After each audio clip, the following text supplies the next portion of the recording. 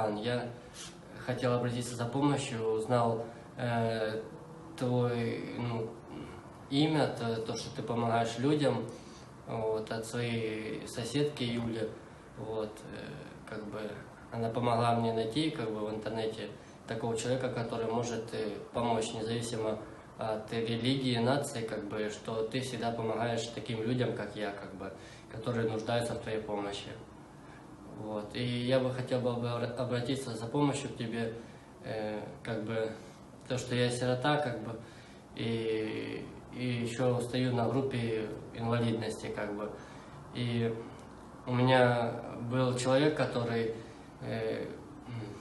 забрал у меня все мои вещи, как бы, которые я купил за свою пенсию, собирал, как бы, там, вот, и вещи очень дорогие, как бы, я, как бы, откладывал деньги, и потом, как бы, очень мечтал эти вещи купить, и купил, как бы, отдал все до последнего, вот, и там был телевизор, там, ноутбук, там, и вот, этого человека зовут Альберт, просто полицейские мне не смогли помочь, потому что Альберт записал видео, как бы давил на психику и как бы обманным путем повытягивал на все мои вещи.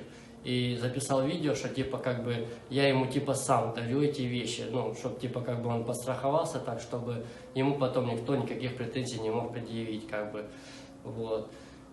И я бы хотел, чтобы ты помог мне вернуть эти вещи, потому что, ну, как бы, если честно, мне очень дороги эти вещи, я не хотел их продавать. А этот человек просто из меня, как бы, ну, пользовался ситуацией, что я больной человек, и вытянул из меня все мои вещи, позабирал, как бы, вот. Это вот как Женя живет, мальчик-сирота, что у него происходит, ну, как бы пенсия копеечная, диван просто с улицы притащил. Помочь некому, обратиться некому. Женя, меня зовут Залимхан, я тот Залимхан, к которому ты обратился за помощью. Женя, не переживай. Я тебе слово даю, мужчина, я пока жив-здоров.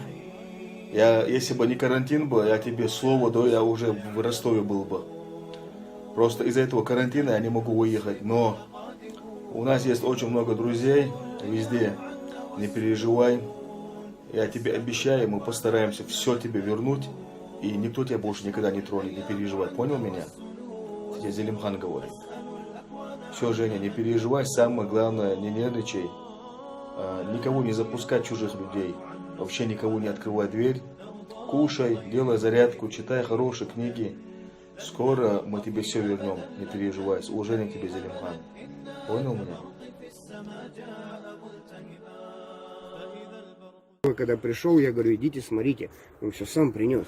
Я вообще ничего не зашел. Хорошо, он тебе сколько? Вот ты сколько ему денег отдал? Велосипед, он за велосипед сколько у тебя просил? Он просил 4000, я ему отдал.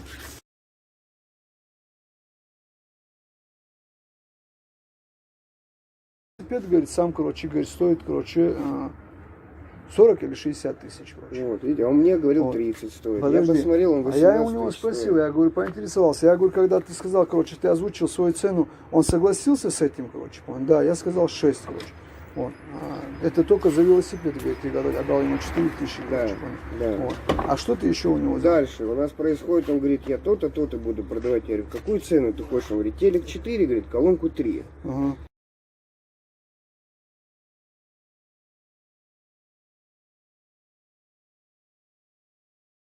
Я говорю, не вопрос, тебе когда, говорю, деньги нужны?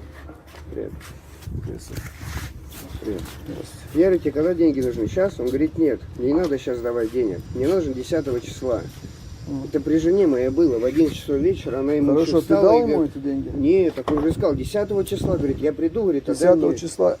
Да, вот, 10 будет число, потому что он говорит, я 10 пенсию получу. Говорит, ты мне как раз дашь эти деньги, говорит, я себе что-то уже куплю. Друга сам бывалый? Ну, было дело. А за что сидел? Кража.